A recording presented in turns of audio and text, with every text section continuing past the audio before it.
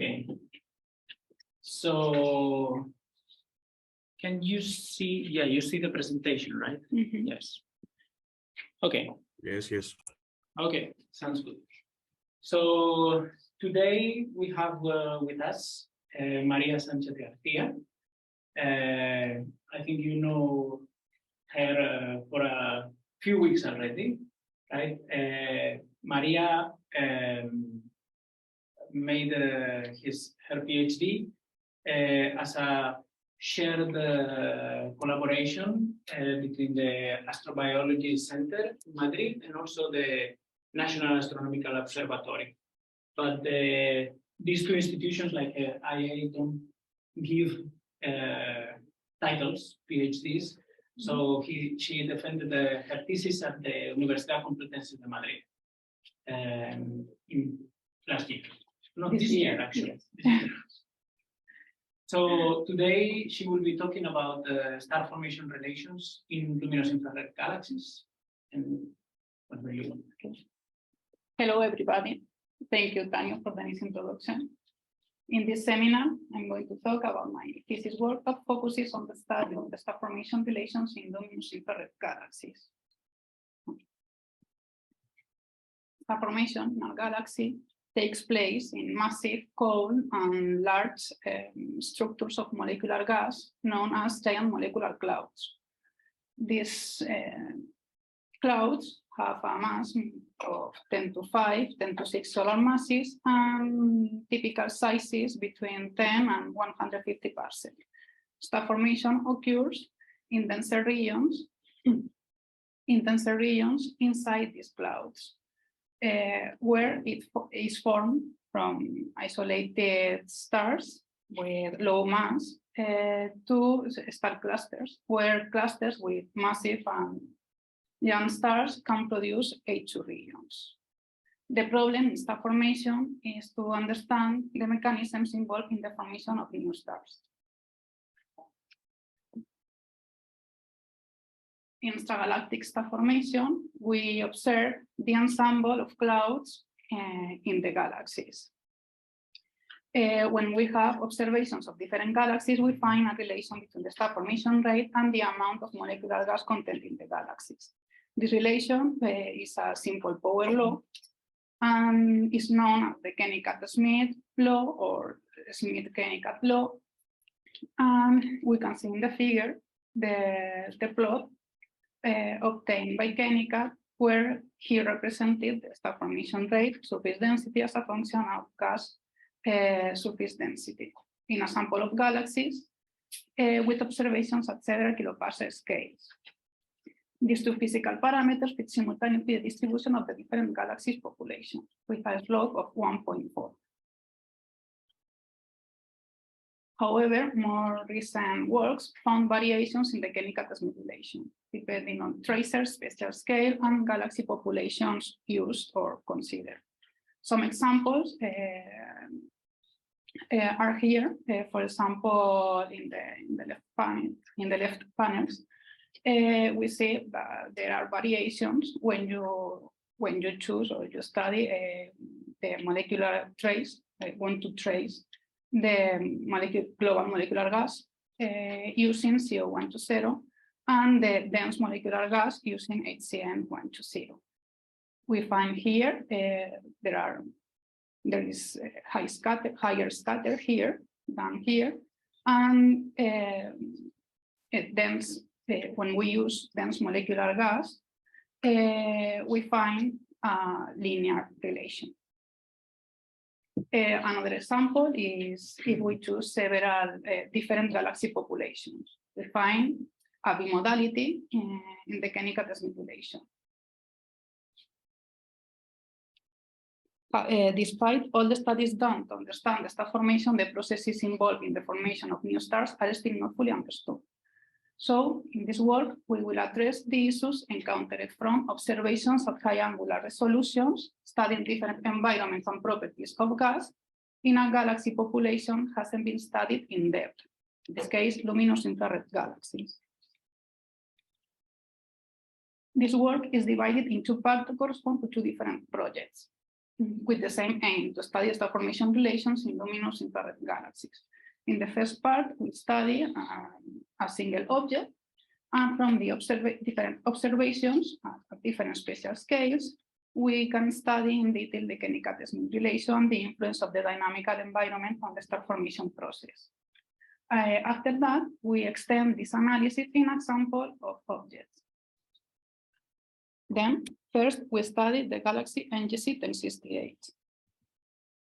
This galaxy is a nearby 14 megaparsec C32 galaxy. From previous observations, we can distinguish its similar structure, such as the circumnuclear disk with a radius of 200 parsec, within which is located the AGN. The stellar bar, with a diameter of 2.6 kiloparsec, and two spiral arms, forming a pseudo-ring.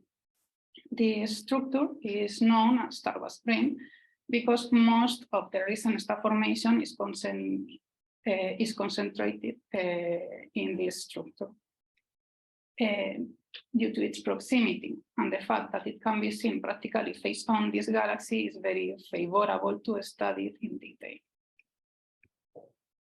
To do so, we use new images of the distribution of dense molecular gas obtained with ALMA in the 1 to 0 transitions of HCN and HCO plus with an initial resolution of 56 parsec. We also use ancillary data such as CO322 and gas continuum images using ALMA at the initial resolution of 49 parsec, and we also use CO120 image with a resolution of 100 parsec obtained with the IRAM array. This sample of observations allow us to prove the width range of the molecular gas densities. To estimate the distribution of the recent star formation, we use Paschen alpha recombination line obtained with HST. This line traces ionized gas produced by associations of massive higher than 30 solar masses and young less than 8-10 megayears stars. However, in this work, we exclude the central region because the emission in this part is contaminated by the AGN. So the emission in this part, we can trace the star formation in this region. So we focus on studying the star formation relations in the starburst ring. Then, when we have the data, we check the path extinction in Paschen alpha. We estimate low extinction correction. For that reason, we don't correct our data. Because we estimate a low value when we compare Paschen alpha and H alpha in the starburst ring. After that, we convolve and reproject at different spatial scales to study the effect of the spatial scale on the star formation relations. And in this case, we are interested on several spatial scales from the original resolution to 700 parsec. We obtain the physical parameters and we consider pixels with a signal higher than 3 sigma. Once we define all these things, we made the Kennicutt-Schmidt relations. Here we represent the star formation rate, surface density as a function of the global molecular gas surface density derived from CO120 in the top panel, and dense molecular gas surface density derived from HCN 120 in the bottom panel for two different spatial scales. We find in the case of CO120 that the scatter decreases with the scale, similar to HCN 120. But here the scatter is lower and the correlation improves with the scale at larger spatial scales. We also find that the slope tends to 1.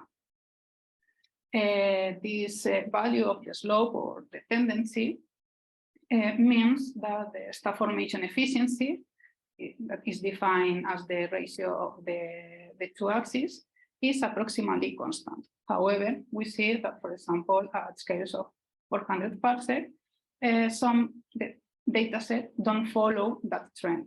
There are variations. We will study this later. And we do the same analysis for the rest of the tracers. As a summary, we represent the correlation coefficient with the spatial resolution. The gray range identify the spatial scales that we consider that are not statistically significant.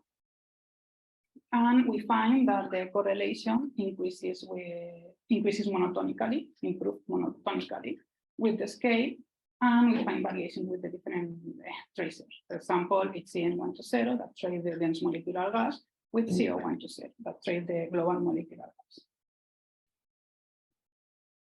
We also find, we compare the power law index obtained from the fit in the Kennicutt-Schmidt relation here with the spatial resolution for the different tracers. We find that there is a strong dependence of n with the spatial scale and 10 to 1 at larger spatial scales. The result is in agreement with previous works.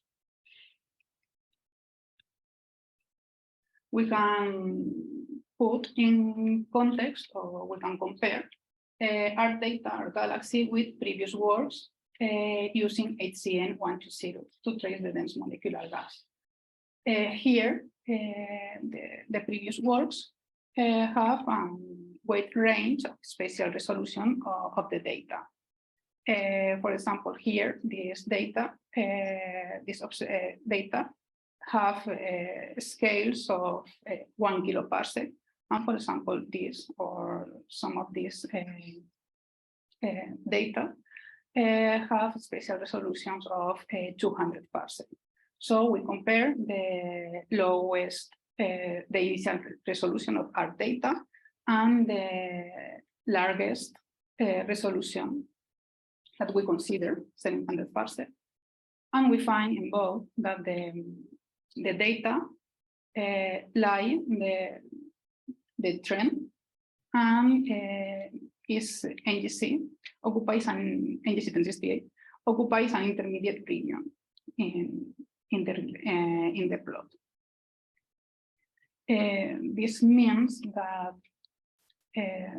this suggests the extreme behavior of the starburst ring, because it's located between the extreme galaxies and normal galaxies.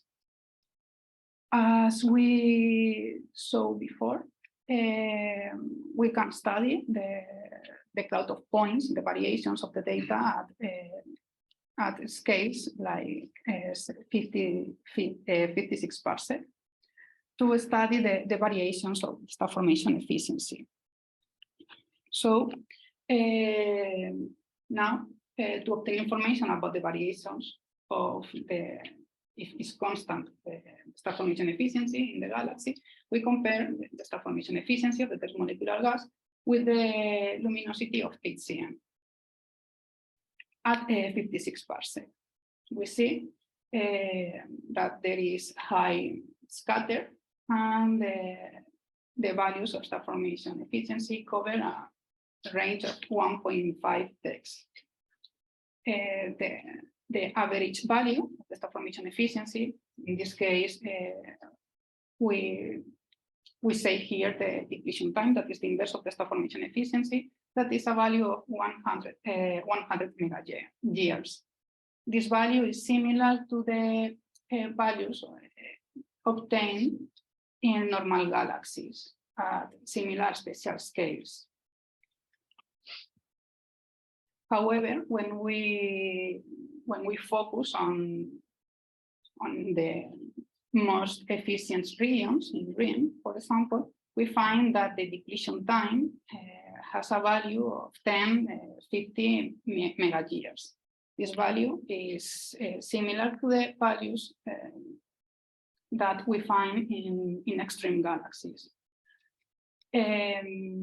We also focus on the peaks of Paschen alpha in red and HCM in blue, and we can check the location, the distribution of these points inside the starburst ring. We find that these points are located in regions close to the stellar bar. So we don't find a random distribution in the star formation ring. To obtain information about the effect of the dynamical state of the gas in the star formation efficiency, we define the B parameter that is obtained as the dense molecular gas of this density divided by the velocity dispersion of the gas. In this case, dense gas. That is inversely proportional to the virial parameter. This B parameter traces the boundedness of self-gravity of the gas. And we also estimate the depletion time, that is the inverse of the star formation efficiency. We consider these two physical parameters to follow previous works, to compare with previous works. Then we compare the depletion time with as a function with the B parameter at different spatial scales. We see that 56 parsec, there is high scatter, and we don't find a clear trend. However, when we go to 100 parsec, there is a trend, slight trend, and the scatter is lower. But in the case of 400 parsec, we find a clear trend. This trend means that the star formation efficiency increases rapidly with the self-gravity of the gas. From the spatial distribution of the B parameter and the depletion time, that is the inverse of the star formation efficiency, we find that the regions with higher value of B, higher star formation efficiency, low depletion time, are close to the bulk spiral arm interface. So as we saw before, when we compare the star formation efficiency with the luminosity of HCM. Then we find that the star formation efficiency is boosted by up to a factor of 3 to 4 in the parting interface compared to the rest of the with the rest of the regions of the starburst ring. And there is no high variation in the velocity dispersion of the gas. So from these results, a possible scenario to explain this is that the gas accumulates in regions where two density wave resonances are thought to be overlapping here. And the gas accumulation enhances the rate of cloud-cloud collisions without a significant increase in the turbulence, because we don't find a high variation in the velocity dispersion, which would favor a compression of molecular gas.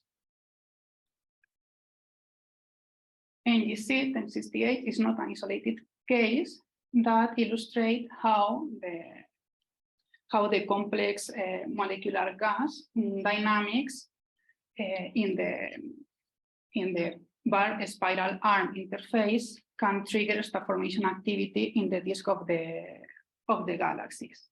Some examples are the W43 mini-star bus complex in the Milky Way here, and the case of the strongly paired galaxy NGC 3627. In the second part of this work, we focus on, we extend this analysis in an example of luminous infrared galaxies. We have 16 objects, we can see here in the table. And our sample is drawn from the volume-limited sample of luminous infrared galaxies defined by Alonso Herrero and collaborators, and meet these conditions, these ranges of infrared luminosity and distance. The condition of declination allow us to observe these galaxies with ALMA. Our sample contains isolated galaxies such as NGC 5135, pre-coalescent systems interacting on pairs of galaxies. An example of the latter is NGC 7469 and its pair, and mergers such as NGC 3256.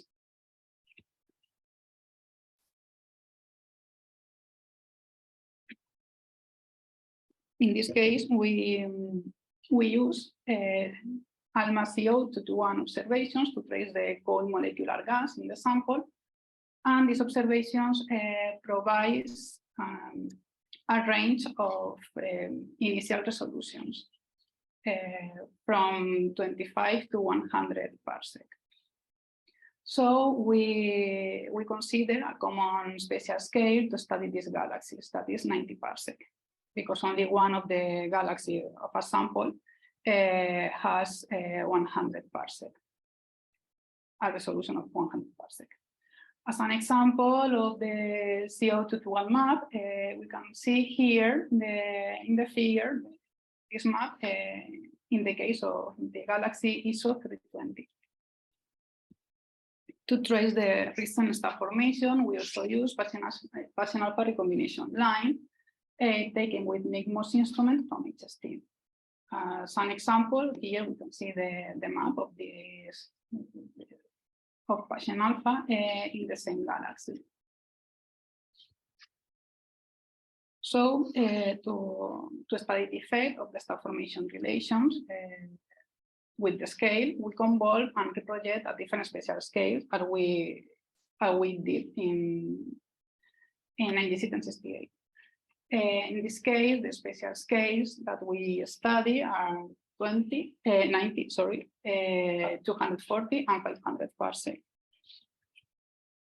We select circular regions in each galaxy for its spatial resolution, and the diameter of these regions correspond to the initial resolution of the data, and we obtain the physical parameters. In this case, to estimate the extinction correction, we use bracket delta and bracket gamma line emissions obtained with Symphony in a sample in a subsample. So in 8 galaxies of our sample. In this case, this data have a spatial resolution of 240 parsec. Then to estimate the extinction correction, we select circular regions in the local maximum of this data with this diameter, and we estimate the extinction in this map. And we also select regions in CO2 maps with this at the same spatial scale with regions with this size. We do that because we want to study, to find a relation between the extinction in the band K and the amount of cold molecular gas. So we find that in this case, in this diagram, we find that higher values, we find higher values of the extinction with the increase of the column density. So regions with more gas are more extinguished.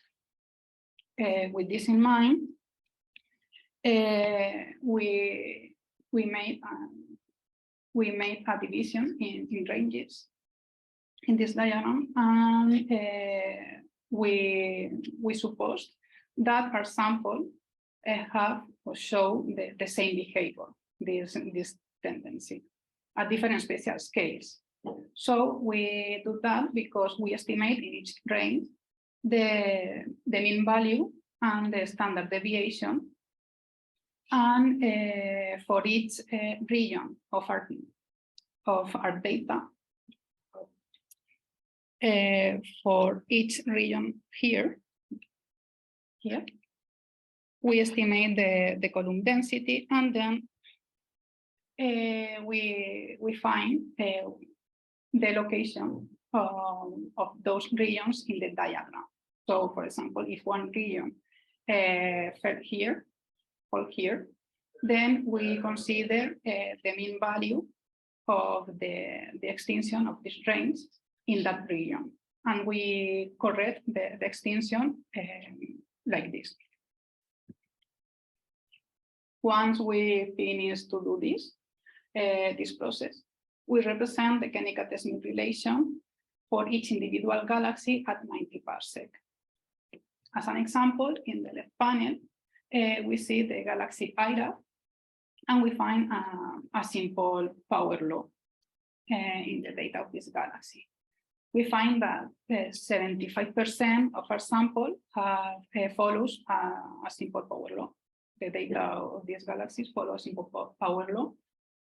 And in the right panel, we find that, for example, in the case of NGC 7130, we find in the Kennicutt-Schmidt relation 2 branches.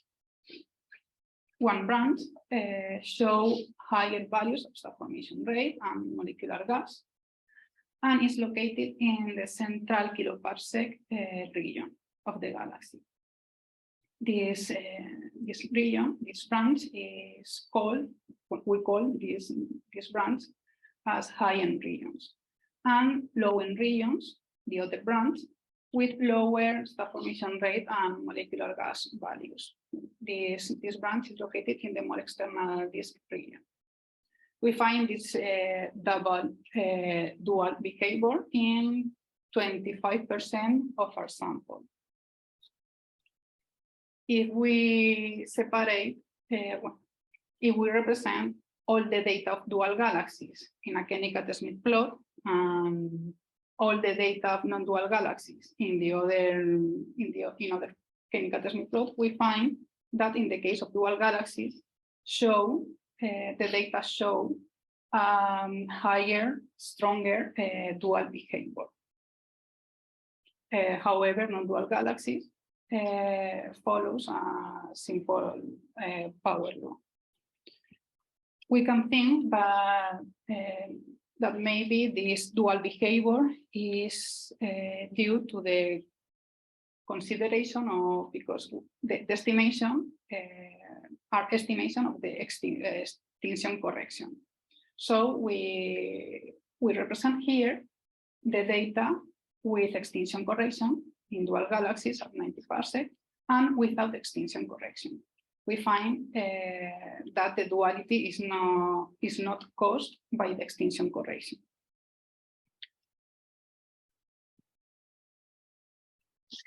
As I said before, we find that 25% of our sample for galaxies have a dual behavior. So if we study these galaxies if we study the regions distribution of these galaxies, so we represent the cumulative.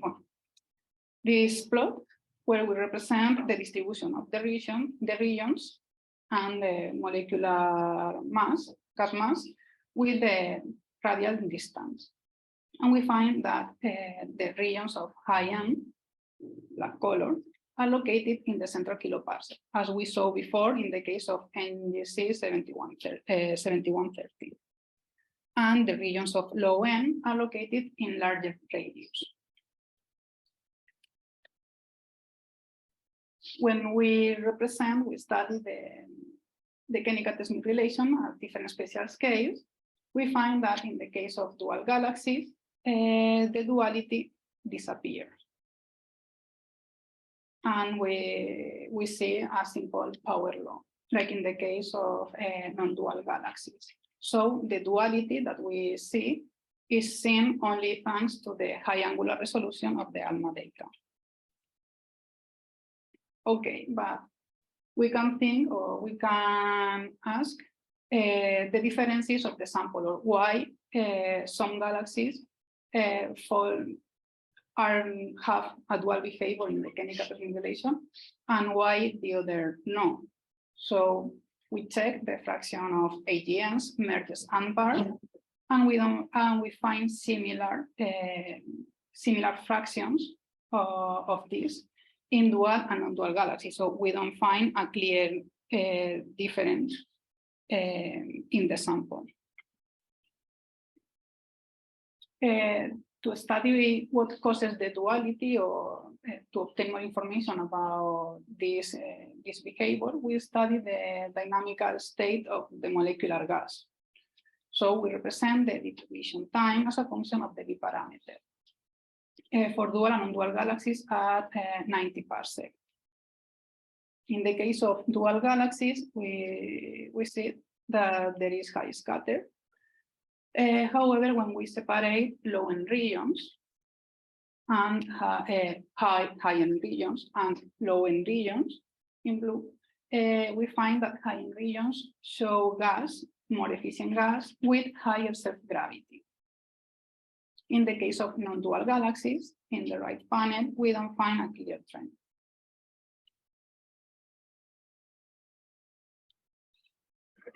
So we can check if the velocity dispersion of the turbulence of the gas is different in dual and non-dual galaxies to obtain variations of these subsamples.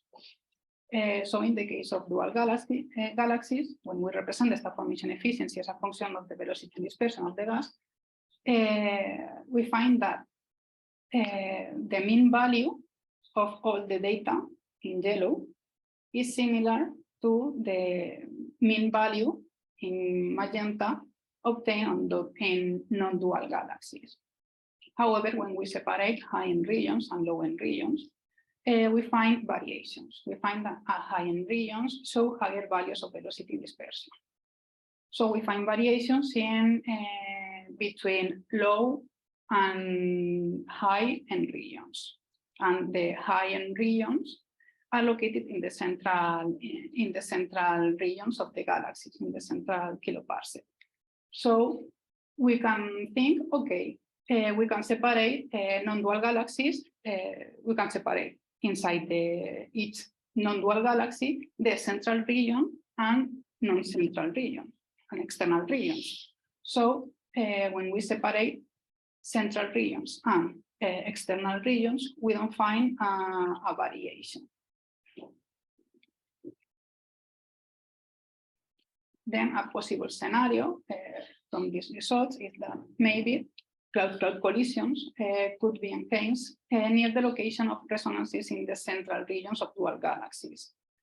These cloud-cloud collisions could be increased the turbulence, which can induce further compression of the gas and lead to more star formation.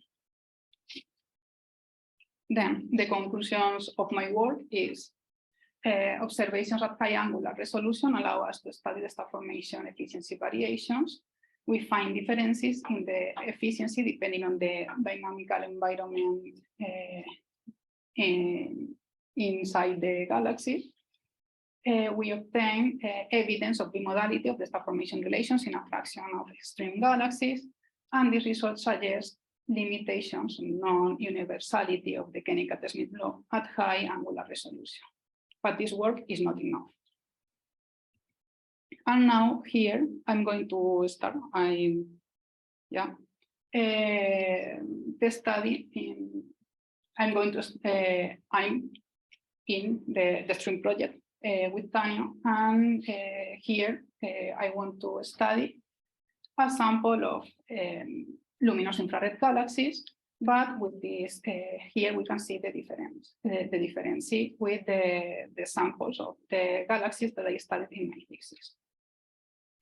These galaxies are relatively have relatively higher redshift and infrared luminosity.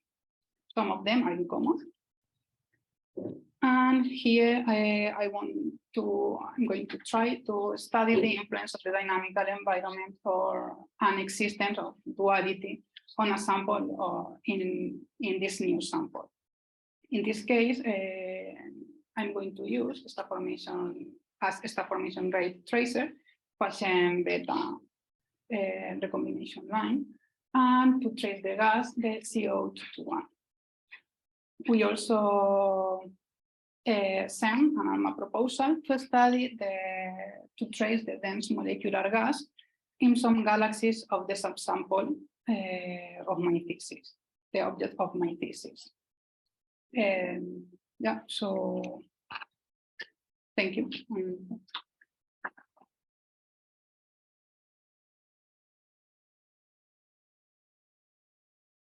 Thank you, Maria.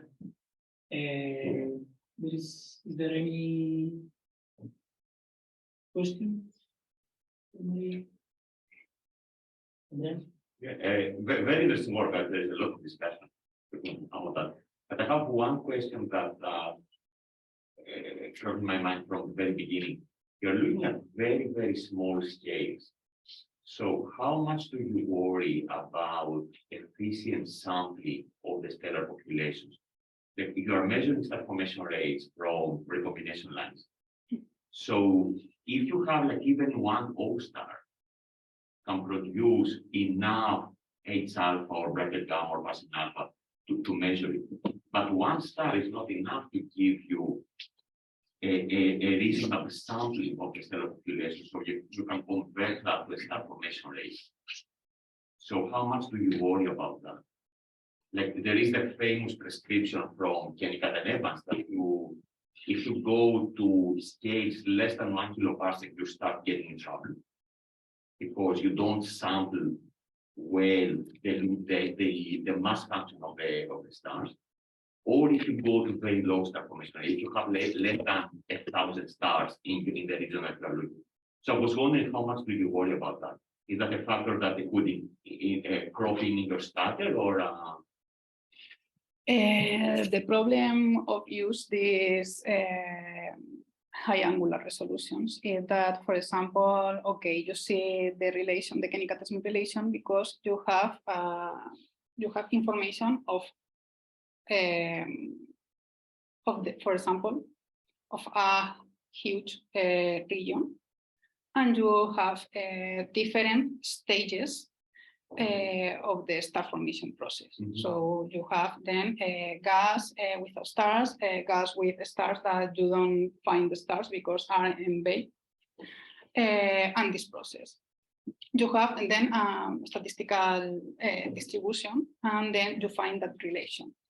But in the case of high angular resolution, then you find maybe part of that scatter is due to this, that you obtain in that region, you only see gas, no stars. And in the region, maybe you see stars without gas. So maybe in part the scatter is due to the scale, to use this. Or maybe even the star formation rates that we are measuring, there might be a big bias because you don't have good sampling of the stellar populations. Maybe I don't know, yeah, but maybe. Like if you convert the star formation rate based on the ionized continuum luminosity that we get from the Paschen alpha, for example, to an equivalent number of OB stars, this would give you a feeling of how large your stellar population is and how good your sampling of the stellar population is, and how much the stochasticity effect can contribute to the scatter. I will think about this. Yeah, but yeah. No, yes. It's very tricky to Yeah, exactly. use these scales and in this case.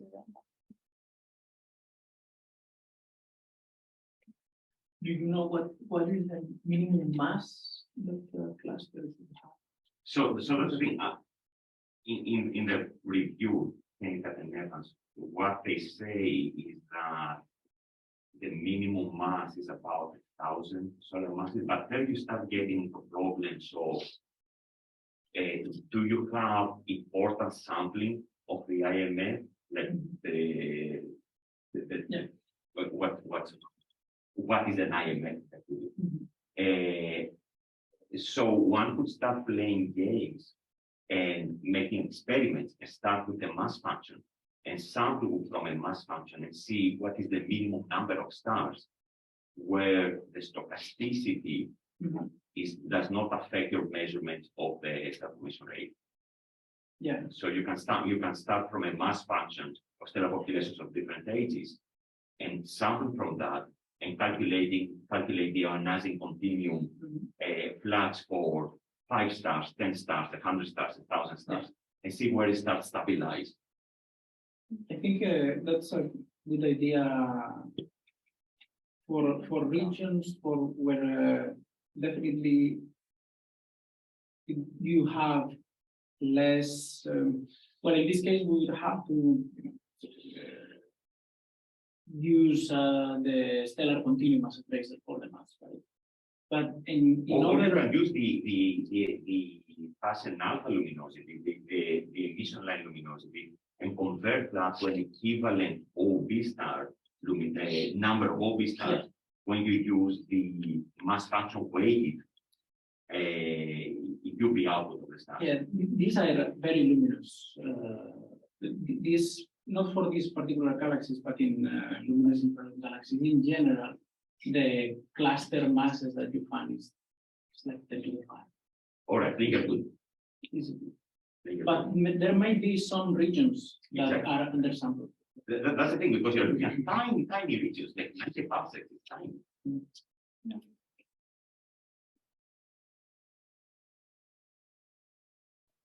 Any more questions?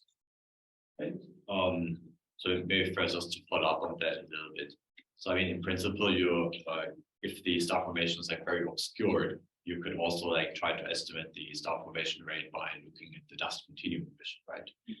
So I mean, I don't know if there are like good high resolution dust continuum emission maps of these galaxies that one could compare and then see if maybe the combination of like these tracers could yield like better constraints star formation rate.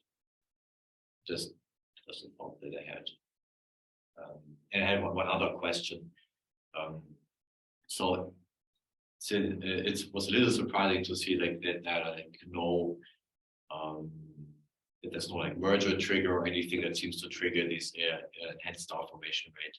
But did you see if there's a different in environment where these galaxies are found, if they are found like in groups, in clusters or something that so there may have been some past interaction? Did you look at something like that? The first question is that, for example, these galaxies are not the most extreme galaxies because the luminosity is around the mean of the luminosity in the infrared is 11.30. So yeah, one of the reasons of this is that we use a Paschen alpha recombination line, and we take So and we the consider dust continuum is just not very bright in these galaxies. I don't know. I didn't try, so it's another way to estimate. And the second one was? I was wondering in what kind of environment these galaxies are found that is also similar, or if there's any difference that could hint at like past interaction with other galaxies, making them like, even though they might not be results of mergers or something, but they could still have interacted with galaxies, with other galaxies, triggering enhanced star formation.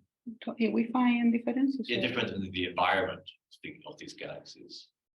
Like if the galaxies that had a hand star formation, the centers have been found in different environments. for example. We checked that and we didn't find a clear difference between them.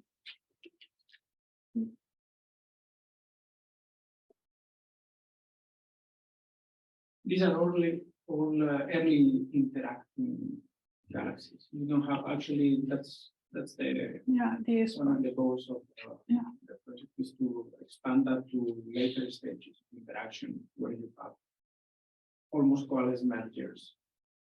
See whether that is an environmental effect as an environmental effect. Yeah. In this code.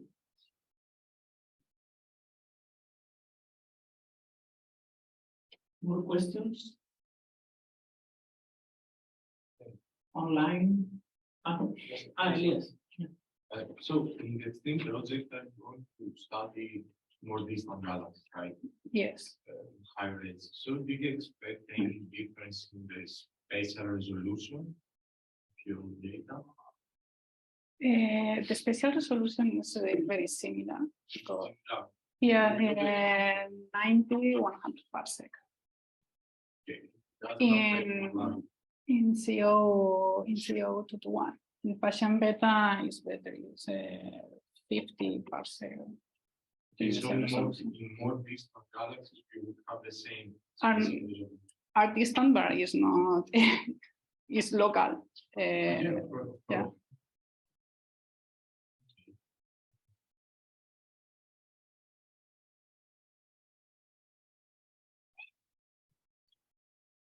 More questions? I have one more question, but I can ask later, so I don't want to go like.